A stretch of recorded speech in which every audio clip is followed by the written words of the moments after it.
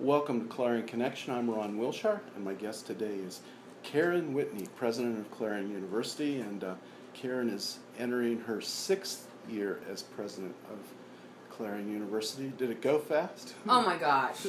Good morning, Ron, everybody. Yes, it has gone. It's been a blink. It's been a wonderful, terrific blink. Absolutely. Now, this coming Monday, August 24th, marks the start of a new academic year. That's right. It'll be the 148th start of Clarion University. Okay, so you're busy planning the 150th Absolutely. anniversary. 2017, September 10th, be their biggest party in the state on that day. You bet. Okay, that's great. Well, the big question I think on a lot of people's mind is, as the school year starts, what's the enrollment picture look like during the last number of years, depending on what figures are used. Sure. The enrollment has declined 20 to 25%. As we look at the start of the new school year, what are the projections like? The enrollment's really good. I am so excited about where we're going. You're absolutely right. The leadership, the faculty, the staff, every single employee at Clarion University has worked so hard these last couple of years to build and rebuild our enrollment. The whole state has taken a hit. A lot of it is simply the population, and we hit a bubble where there weren't as many kids born 18, 19, 20 years ago. And then at a certain point, that affects who comes to college, particularly colleges like Clarion that have been so much the tradition of American higher education.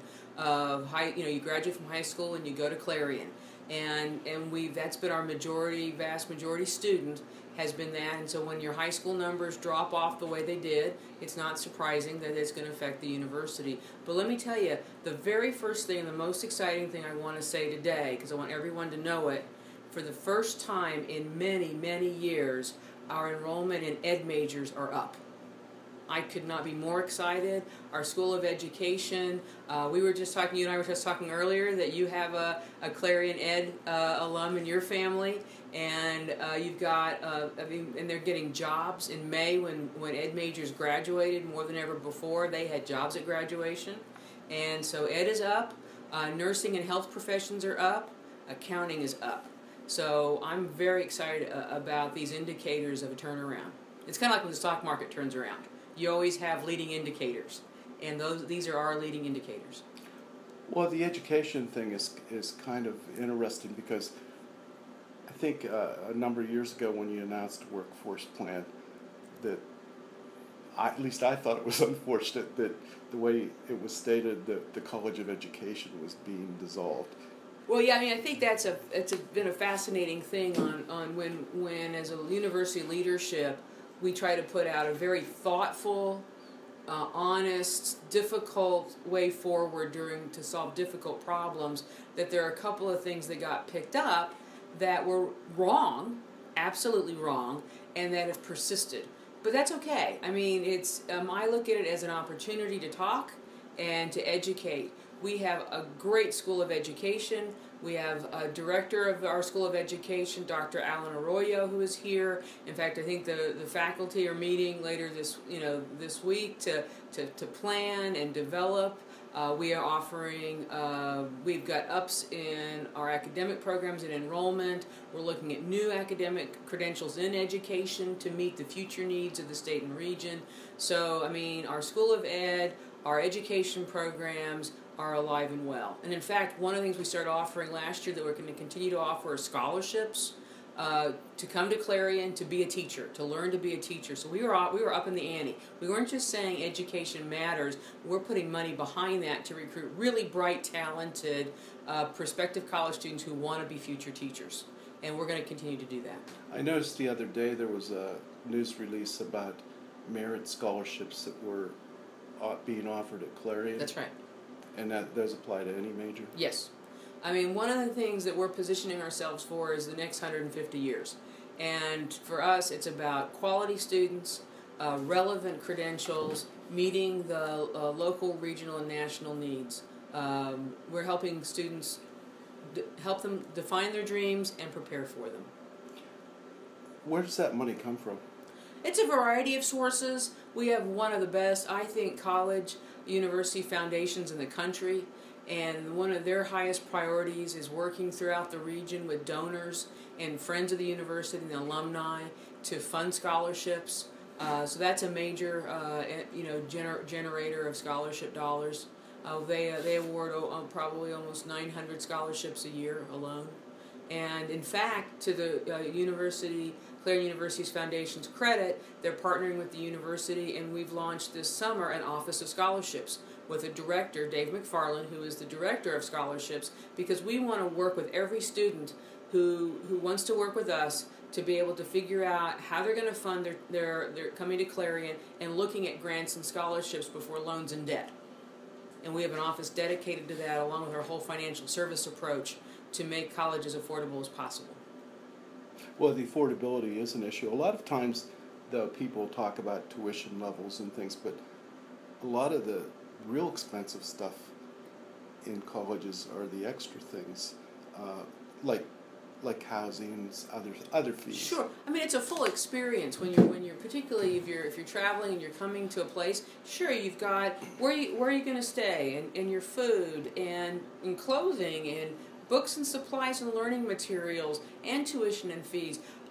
From a cost standpoint, what we charge is very, very competitive and actually very thoughtful. At the same time, as a public university and Clarion loving our students as much as we do, we've really upped our participation with students on working with them financially. How can I afford the cost to attend here? And then trying to bring down what I call that price. What is it that a student would actually pay to come here? So there's what we charge, then there's all the scholarships and grants and aids, and for many people there is still a loan element, and then the price. So I think it's a package. It's kind of like how you try to figure out how to finance other major investments in your life, your home, a car. It's not simple. And we've got, through student financial services, and then with an emphasis on scholarships, we're working to meet every student who says, I want to come to Clarion, and then we want to sit down with them individually and say, well, let's talk about how we can get you here. Is that more of a private school approach? Absolutely. No, without a doubt. But Clarion is that kind of really great space that it has all the commitment to the Commonwealth as a public university, but all the great care that you often associate with a private university. So you said enrollment looks good. Yep. Devil's in the details. I noticed this summer in an article in the Tribune Review, it had, I believe, state system projections on enrollment, and right. I think Clarion's was projected at something like a 7% drop. Yeah, at this point, I'm holding off on any numbers until what we call census date, which is like the 10th day of school. And the reason is, like tomorrow we have our last orientation. We have over 150 students coming tomorrow. Clarion's the kind of place, because we want to work with people and we're super flexible. There's a lot of volatility right now, so until we know everyone who's coming in, and then if anybody decides to not quite come or whatever, so we'll be able to officially report our numbers. I mean, I can tell you where we're up, because it's up quite a bit. The areas of education, nursing, health professions, and accounting, we know we're up, and that's going to stick. In terms of the overall number, I'll wait and we'll release that on census day. Okay, great. Now, I notice that the university has been doing a lot of advertising and marketing, and someone from the Pittsburgh area had remarked that a lot of the advertising there on buses and whatnot seems to be promoting the online Clarion experience. Well, we've got several new. First and foremost promotes Clarion University, right, as being a courageous, confident Clarion. That's the first overarching notion, because a lot of folks in the Pittsburgh metro area don't really connect Clarion to having a university. That's what our market analysis first said. Then, doing further research, we know that there's certain academic programs that have an interest in the Pittsburgh metro area, and they're delivered online. And again, we're trying to meet the future interests. And so we do have tried and true terrific programs that'll be on ground, either here or at the campus in Oil City. But we also have growing, we lead the system in the number of courses and enrollments delivered online. And I think that's a good market as well. Again, it's meeting people where they are. For example, our we had like 5 new credentials approved last year, and we're already seeing majors in them. And it's a mix. Like we have a bachelor's now in nutrition and fitness that's going to be offered on ground at Clarion, and we already have 8 brand new majors in it this fall, and it just got approved a couple months ago. At the same time, we have an online criminal justice program that's specifically designed for working professionals. So that, and it's online, so that no matter where you are, you're working, you have a family, you have lots of obligations, you can work it into your busy life. So we're a mix. Right. Well, when the university announces its total enrollment figures, a lot of people don't realize that it also includes everything. Venango That's right. and online. Yes. And most of the drop has been on campus. Well, historically, the biggest drop throughout all of Pennsylvania higher ed, and that includes Clarion, are the on-ground traditional age student full-time. Our historic population, the one that's been with us for most of the last 148 years. You're right. And we are building new pipelines of students because, quite frankly, this decline of the 18-year-old high school student is projected to continue to about 2023. But you know what? We're here for all of Western PA. I mean, I love 18-year-old high school students. There's a ton of them coming into campus right now. All our fall sport athletes are there, and many of them are the traditional age student. But we have an obligation not to a particular age, but to the region. So the idea of helping the 35-year-old mom who stopped out to have a family get back into the workforce and complete that degree that she loves is just as important as the 18-year-old swimmer or football player. So they're all important to us, and it's all a strategy about meeting the interests and needs of the region. So you're right. We do give. The other thing I'll point out is we also have students. It's a swirling around right now. It's a very complex world in higher ed. You could have someone taking 3 classes on ground at Clarion and living in the new suites on Main Street. By the way, we've got new suites on Main Street that are opening. They'll take 3 classes on ground there and live on campus and take 1 class online. So there's no longer these well, you're this and you're that. No, it's the student, and we're the kind of place that you make your experience. And to me, that's a successful college experience. So yeah, we lump all the numbers together. You had mentioned the new Main Street housing project, and eventually it'll replace Nair and Wilkinson, yes. And basically half of it is going to open. Well, it's already open. Monday. They're moving in right now. Some early students. The big move-in of Movers and Groovers for brand new freshmen will be Friday, and it's very exciting. I've gone through it. It's a cool space. And in fact, on September 10th is an open house for the whole community. Come on over the afternoon of September 10th. We'll show you what new college student housing looks like. We'll have some cookies and punch and show you around. We're bringing back a movie theater to Main Street. I don't know when the marquee's going up, but it ought to be going up pretty soon. And we've got a student organization that will be running the movie theater. I've asked them to run it to be a great small business and to serve great popcorn and good movies. So I'm excited about bringing back a movie theater because there used to be 2. And we're going to call it the University until there's a donor. So if anybody hears my voice and they want to donate a large sum of money to endow the theater there, we can name a theater after you. They could be on the marquee. Absolutely, they'd be on the marquee. Well, the Wilshire, I like that. Yeah. That has a ring to it. What do you say? It has a ring, but in terms of the theater, how are the seats going to be? Awesomely comfortable. Yep, absolutely. It's a theater with the sound, the surround sound, the screen, the comfortable seats. There'll be a concession stand. But the key here is, and let me make it really clear here, we want to, I've encouraged the students. The students will run what will be brought in, and we want to add, this is a college town. So a college town has arts and culture and entertainment, so in this case movies, that never make it to a larger community. So foreign films, independent films, non-commercial films, festivals, connecting films to speakers who are coming to campus. I mean, we had Spike Lee a couple years ago. We could have had a Spike Lee film festival at this theater. And it's open to the community. They haven't set the price point yet, but anyone can come in. You can come on over. I'll come on over. We'll pay our money. We'll go in, get the popcorn, have a great movie experience back on Main Street. Any like second run movies? I hope so. I mean, I've encouraged the students to look at what other college theaters do, and to really look at what's not happening here.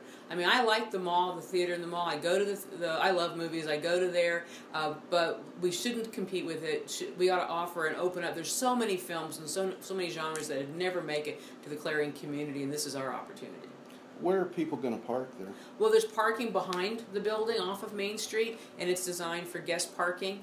And we will be petitioning PennDOT to, as soon as they approve it, which will probably be in like 9 or 10 years, is to put parking in front of the theater like with the business district on Main Street. Oh. So the idea was we've designed it. We didn't get the permitting and approval yet, but we could possibly. It's possible to actually replace some green space and put parking on Main Street, which I really like that because I think it's kind of fun when you go down to the county seat and you get lucky and you get a parking spot, makes your day right in front of the county seat, right? You pay a quarter and you're good. Mm-hmm. So we want that, but there's ample parking behind the buildings for the community. Now, in addition to the student apartments or suites above, the first floor will include the theater and some business offices. Yeah, the first floor is mixed use, retail, and meeting spaces. On the other side, on the south side of the campus, the housing is still under construction and will open officially in January. Students who live in Wilkin-Nair they'll be the last residents in Wilkin-Nair in December before they move for break. Will actually be able to move in and be the first residents of this second phase of housing. And on that, the lower level there is where we're going to move Starbucks to Main Street, our bookstore from Gemmel to Main Street, and that's where our dining program will expand and add a Denny's. Actually, Denny's is coming out with a whole collegiate version of its menu called the Den. So we will have Starbucks, our bookstore, and the Den on Main Street in January for everybody. And again, this is open to the public. We invite everybody to enjoy Starbucks, enjoy the bookstore, and which is way more than textbooks. A bookstore is a great place of entertainment and retail and a lot of fun, and then the Den. Right. What do you say to people that say that the university's competing with downtown merchants? No, I think we're strengthening it. I don't see any competition at all. In fact, someone as a new student said, this is so cool that it's like you're making the business district just bigger and stronger. So I agree with that student, and we are making it bigger and stronger. We're giving people more reasons to come. No, it is. We have to look at an open mind and a very progressive view that when we add things, we're helping each other. Because that's what's going to bring more people. So they might go to Starbucks, but then they'll walk down to the street and go to somewhere else. Hit another store. They'll go to Yolicious, or they'll go to Andrea's new operation that I think will open later this year. People they'll enjoy the downtown experience. That's what we want. We've got to build. I'm committed to working with the Blueprint Initiative and the borough and the private and public sectors here to build a strong and vibrant downtown from the university down to the 2nd Street and the stadium. Absolutely. We all have an interest in that. Well, great. Last year, there was a study group or panel concerning athletics. Mm-hmm. And the decision was basically made to put more of an emphasis on certain sports. And I just was wondering how that was going. I asked that with the start of football. Sure. Well, no, I think, one of the things that that universities are doing is focusing from being all things to all people to focusing on what is it we do really well, what are our priorities, and then with our limited dollars, we invest according to our strategic priorities. Now, Clarion University has a commitment to all of its intercollegiate sports. We're proud of all of our intercollegiate athletes. The average GPA, 47%, or half of our athletes have a 3.2 GPA or higher. Our athletes not only they perform, we have athletes in national standings. We have athletes who've graduated, who have very successful lives and careers, and they will come back and talk about their experience at Clarion as a foundation for that success. So very proud. And at the same time, with the limited resources we have, we determined we could not fund every sport at the same level. And we determined that there are certain sports and that have a larger opportunity to provide notoriety and to advance our brand and our reputation. We have certain sports that actually have a larger spectator potential following. There's a whole criteria that a really wonderful task force of faculty and staff and students and alumni and friends spent almost a year working on. And then after they determined some really exceptionally thoughtful and wise criteria, began this idea of how do we order up clusters of our sports, and then because we'd love to support everyone the same, but we can't. So, and really the sports that we're advancing strategically include football, wrestling, which is our only Division I sport, women's volleyball, basketball, and women's basketball, men's basketball and women's basketball. And, those are the ones that we're advancing and positioning, but there is a positive effect back on all the other sports, because as we continue to grow our enrollment, athletics will receive a proportion of that growth. Good or bad, we're very enrollment driven. 76% of our operating budget is from students' tuition and fees, not from the state. The state is only paying 24%. I guess that's the upside of the state not having a budget. It's no longer the majority of our operating budget. But so as we grow our enrollment and we advance who we are and how well we're known, it will come back and benefit all of our sports and all of our athletes. Well, part of the sports funding is from activity fee money? Yeah, through our Consolidated Student Association, they charge a student activity fee to all students, and a portion of that does go back to help fund our intercollegiate athletic activities. Hence, that's why, when students, they've kind of bought their season tickets to all the athletic events in being a student ahead of time. And that's one reason why we continuously invite students to the events, because they're investors in it. They're contributing to it. Well, so there has already been additional funds put into these sports? To the extent that we can. I mean, I think the Consolidated Student Association is always very, very supportive of athletics and the way they decide to distribute the student fee. They've done that. We've had a really good summer of camps, and the different coaches and sports hold different types of camps, and those are funds that help to fund the different sports. We've stepped up from an enrollment standpoint, and again through student financial services and scholarships, we've got a very close relationship with our coaches, all of them, so that as students are qualified who happen to be athletes that coaches are trying to recruit, we have an excellent model of working together to set maybe a comprehensive package. If you've got a wide receiver who had a 4.0 in high school, well, that person will probably qualify for academic scholarships and athletic scholarships. So which is good. Piggyback off. Absolutely. Yep. Absolutely. So you're in your 6th year. I have to ask you, what are you most proud of in the last 5 years? I think what I'm most proud of is the town-gown relationship is really good. The university community is strong. There is a great understanding when I talk with folks out in the community that Clarion is a college town and that we're all in this together. And I like that. I think when you're looking at what challenges us, it's all of us. There isn't just something that challenges the university and that isn't a community challenge. The same thing as benefits and opportunities. I love that. I love the Blueprint initiative and working with Carol LaPinto and the borough as we move forward to strengthen the borough economically. I love working with the Clarion County Commissioners. I hope this year to work more with maybe the Clarion Township Supervisors, because I think the stronger the community, the more inviting, the more supportive.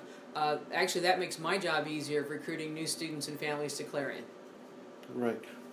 Earlier, I think at the Rotary meeting recently, you had mentioned some concerns about part of Fifth Avenue. I am on a crusade. I am glad you asked me about that. Fifth Avenue is a major gateway off of I-80 to the university, and quite frankly to the business district of Clarion. Really, students either get here on Fifth Avenue or Greenville.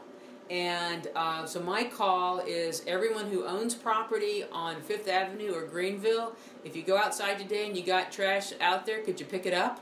You know, if you have rental property and your renters have the sofa or furniture out on the porch, can you talk to them about getting rid of that? I mean, we've got prospective students coming in. Actually, we've got prospective students coming in for fall 2016 right now.